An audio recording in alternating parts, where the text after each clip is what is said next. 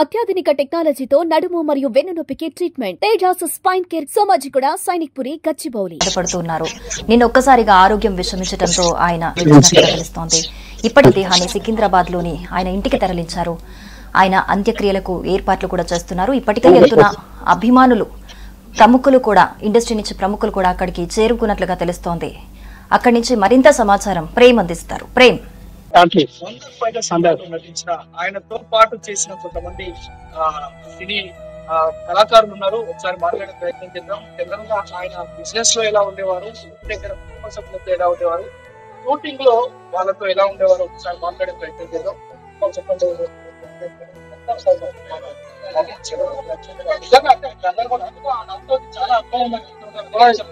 చాలా మాకు ఆయన సినిమాల్లో చేసిన ఇట్లా కాదు, సపోర్ట్ ఏది కానీ చిన్న సినిమా చేసిన నా పన్నెండే బ్యాక్గ్రౌండ్ బాధాకరంగా ఉంది. మాకు ఇప్పుడు అన్ని విధాలు కూడా ఎంకరేజ్ అవుతుంది. ఇది కాక మనం ఇట్లా చేయాలా, ఇట్లా కాదు, ఒక దారి చూపించింది. ఆ దారిలో మేము నడుస్తున్నాము.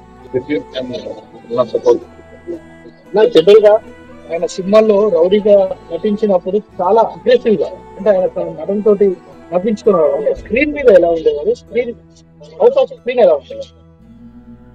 అవుట్ ఆఫ్ స్క్రీన్ చాలా మంచి వ్యక్తి. స్క్రీన్ మీద ఆయన సిన్సియారిటీ, ఆయన ఇంకోటి ప్రమాదం తీసుకున్నప్పుడు మొత్తం ఆయన దాంట్లో జీవించుకుంటారు. ఆయన దాదాపు 8 సినిమాలు చేస్తున్నారు. గజల కొండ గణేష్ ఆయన బ్యాక్గ్రౌండ్ గా నిలుస్తారు. కోతిరిలా అతను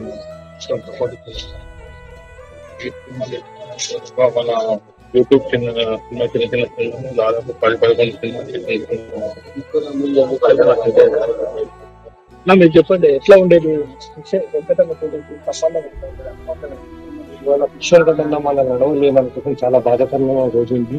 యాక్చువల్లీ ఏంటంటే ఫిషల్ వెంకటన్నతో చాలా కొత్త సినిమా చేశాను. ఒక సినిమా చూసిన అంటే అమలాపురంలో నేను అన్నతో షూటింగ్ చేసినప్పుడు అర్థమైంది నాకు, వెంకటన్న ఎంత మంచి వ్యక్తి ఉన్నప్పుడు ఇంత ప్రజలకు వచ్చి ఇన్ని సినిమాలు ఆయనకు అవకాశాలు వచ్చినాయి.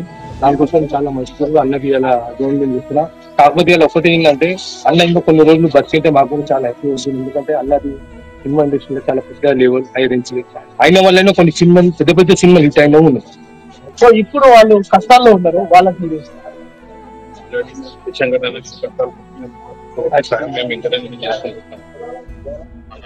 లీడర్లకు కానీ వాళ్ళకి కానీ చెప్పుకుంటూ వచ్చాను.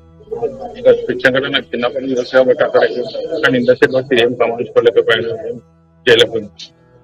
కాకపోతే అన్న వ్యక్తిగతంగా చాలా మంచిగా తిరిగి అన్నకి ఫ్యామిలీకి మేము అన్నగడిలో కొడతాము. ఎన్నో ఉంటాం అందుకోవాలి. ఏ రాత్రి కానీ మేము అన్నకున్నాము. అన్న ఫ్యామిలీకి మేము ఎప్పుడు జరుగుతాయి, దానికి సంబంధించిన ఏర్పాట్లను మొదలు పెట్టారా? అంటే వాళ్ళ కుటుంబ సభ్యులు అందరూ అక్కడికి చేరుకున్నారా? అభిమానులతో పాటు కుటుంబ సభ్యులు అందరూ కూడా చేరుకున్నారు. ఇక్కడ నుంచే అడ్డగుట్టలోనే, అంటే వాళ్ళ తండ్రి నుంచి వచ్చిన ఇంటి దగ్గరే సెంటిమెంట్ గా వారందరూ కూడా ఇక్కడ డెడ్ బాడీని ఉంచి పార్థివానికి ఘనమైన నివాళులు అర్పిస్తున్నారు. ఈ రోజు సాయంత్రం వరకు ఈ యొక్క కార్యక్రమాలన్నీ కూడా స్థానికంగానే నిర్వహించడానికి కూడా ఏర్పాట్లు అన్ని కూడా చక్కచక్కగా జరిగిపోతున్నాయి. ఇంకోటి మరోవైపు కన్నీటి పర్యంతమవుతూ తన కడసారి చూపులు కూడా చూసుకునే వాళ్ళు క్యూ కడుతున్న పరిస్థితి మనకి ఇక్కడ కనిపిస్తుంది.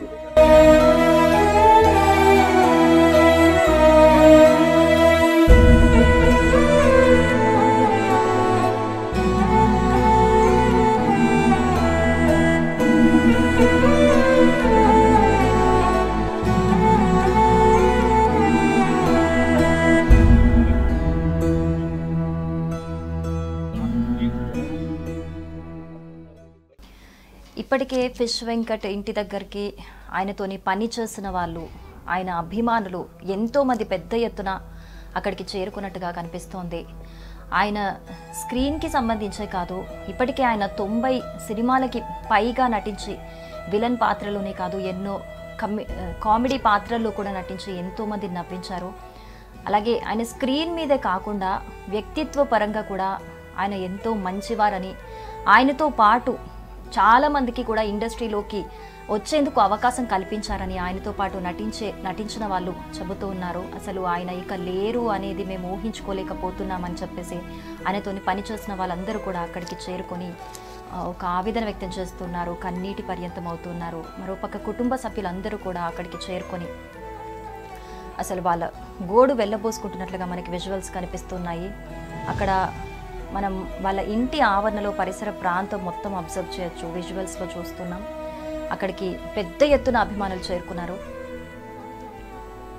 ప్రేమ్ మరి అక్కడికి పెద్ద ఎత్తున అభిమానులు ఇప్పటికే చేరుకున్నట్టుగా కనిపిస్తోంది. అలాగే మనం ఆయనతో నటించిన కొంతమందిని కూడా మాట్లాడాము. ఇంకా ఎవరైనా ప్రముఖులు అంటే ఇండస్ట్రీకి సంబంధించిన ప్రముఖులు ఎవరైనా అక్కడికి చేరుకున్నారా? చాలా మంది ప్రముఖులందరూ కూడా వస్తున్నారు.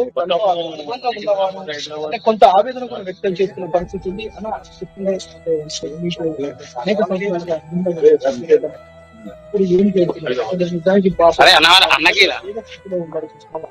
ఎలాంటి ఆశ కావాలని చెప్పారు వాళ్ళు.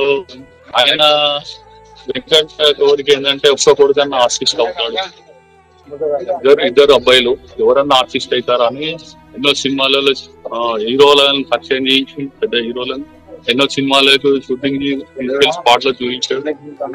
వాళ్ళు అలా ఆ మూమెంట్ లో వెళ్తారని అనుకున్నారు, సినిమా ఇండస్ట్రీకి వెళ్తారనుకున్నారు. కానీ ఇక వాళ్ళ ఆర్థిక పరిస్థితి అంటే ఇక ఆయన ఇల్లు ముషిరాబాద్ లో సింగల్ బెడ్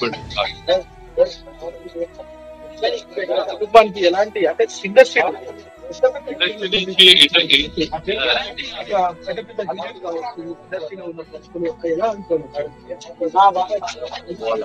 వాళ్ళ ఇష్టం, వాళ్ళు ఏదో ఉన్నారు ఏదో హెల్ప్ చేస్తే వాళ్ళు డబ్బులు అవసరం లేదు. వాళ్ళకి ఏదైనా దారి చూపిస్తే వాళ్ళ పిల్లలు ఏదైనా దారి చూపిస్తే మేము ఆర్టిస్టులుగా ఏదైనా వాళ్ళకి ఏదైనా ఉపాధి కలిసి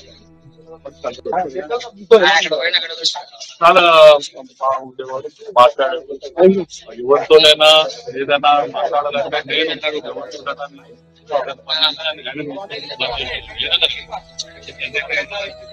నేను పొద్దున చాయ్ 5 గంటలకు చాయ్ స్టార్ట్ అవుతుంది. సాయంత్రం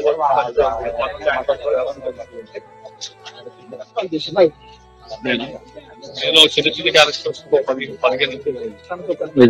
తనతో కలిసి నరసింహ యాదవ్, వేణుమాధవ్ అప్పటి నుంచి అనుకున్నాం. వాళ్ళ అమ్మగారు పొద్దున ఫోన్ చేసి తాగుతారు, టికెట్ చనిపోయినట్టు ఏడుస్తారు.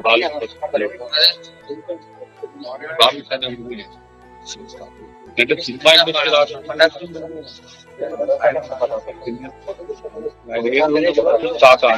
కాకా అని తిరిగారు ఎక్కడున్నా మా ఇంటికి. ఆయన నాకు అప్పుడు కారు కూడా ఉండేది కాదు. ఆయన కారు పెద్ద చిన్న ఉండదు. ఆయన టిఫిన్ చేయాలంటే ఇక్కడ బండి ఉందనుకో, రోడ్డు పైన మంచి బండి బాగా చేస్తుందో అది ఎందుకాక ఎట్లా తింటున్నావు నువ్వు, నిన్న మంచిగా సెలబ్రేట్ తినొచ్చు అంటే మనం వాళ్ళు తింటే వాళ్ళకి ఉపాధి అవుతుంది. కాబట్టి షూటింగ్ చేసుకొని వెళ్ళిండు, నేను వెళ్ళాను ఇప్పుడు షూటింగ్ కలిసి వచ్చి పక్కన హోటల్ ఉంటుంది అక్కడ వెళ్ళి ఆ పాపని ఆపి ఎక్కడేం చేస్తాను హోటల్ వద్దు అని చెప్పి భోజనం చేసిన తర్వాత వాళ్ళు మనం తింటే వాళ్ళకి డబ్బులు వస్తాయి. అట్లాంటి ఉపాధి కలిపి అలా ఎవరైనా ఏదైనా జాబ్ పెట్టి సినిమా ఇండస్ట్రీ ఏదైనా మాకు ఏదైనా ఎవరి కోసం అసిస్టెంట్ డైరెక్టర్ ఎవరో డిపార్ట్మెంట్ కదా వాళ్ళ దగ్గరికి పంపించండి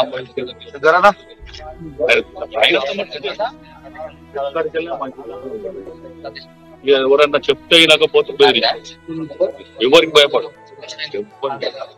ఇదే మాట్లాడటం కరెక్ట్. అంటే బెదిరించుడు అంటే ఏదైనా తప్పు చేస్తుంటే ఎవరైనా ఇట్లా అట్లా చేస్తే ఇట్లా పని చేస్తున్నా చేసుకోలేదు, పని చేసుకోవడం ఇంప్రూవ్ చేసుకోవాలి.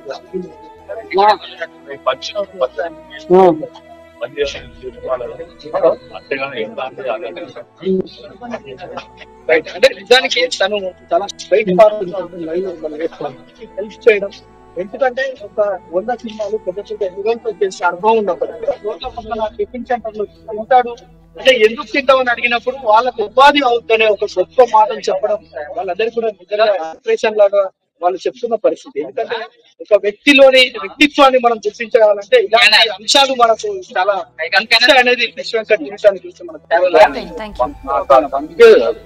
సో మొత్తంగా ఫిష్ వెంకట్ చాలా మంచి వ్యక్తిని స్క్రీన్ మీదే కాకుండా వ్యక్తిత్వ పరంగా ఆయన చాలా మంచివారని, ఎంతో మంది ప్రముఖులతో యాక్ట్ చేసినా కూడా ఆయనకి ఒకంత కూడా కొంచెం కూడా గర్వం లేకుండా ఉండేవారని, చాలా నిజాయితీగా ఉండేవారని, అలాగే ఎవరైనా వచ్చి నాకేదైనా అవకాశం ఇప్పించు అన్నా అంటే ఆయన ఖచ్చితంగా వాళ్ళ కోసం కష్టపడి మరి అవకాశం ఇప్పించేవారని, అలాగే ఆయనకు ఒక ఆశయం ఉండేదని, అదే వాళ్ళ పిల్లల్లో ఎవరైనా ఒకరు మంచి ఆర్టిస్ట్ అవ్వాలి, ఇండస్ట్రీలో బాగా సెటిల్ అవ్వాలి అనే ఒక కోరిక ఉండేది ఆయనకి అని చెబుతున్నారు. ఆయనతో పనిచేసిన సహోద్యోగులు అందరూ కూడా అసలు ఇంత మంచి మనిషి ఒక్కసారిగా మమ్మల్ని ఇలా వీడి వెళ్ళిపోవటం అనేది మేము తట్టుకోలేకపోతున్నామని చెప్పేసి అందరూ కూడా కన్నీటి పర్యంతమవుతున్నారు. సో ఇప్పటికే ఆయన పార్థివ దేహం వాళ్ళ ఇంటికి చేరుకుంది. అక్కడికి పెద్ద ఎత్తున, అసలు ఊహించిన దానికంటే ఎక్కువగా కూడా పెద్ద ఎత్తున అభిమానులు తరలి వస్తున్నారు. మరొక 2-3 గంటల్లో కూడా ఈ అంత్యక్రియలకి సంబంధించిన కార్యక్రమం మొదలు పెడతారు అన్నట్టుగా మనకి సమాచారం అందుతోంది. సుమన్ టీవీలో మీ పర్సనల్ అండ్ బిజినెస్ ప్రమోషన్స్ కోసం కింది నెంబర్కి కాంటాక్ట్ చేయండి.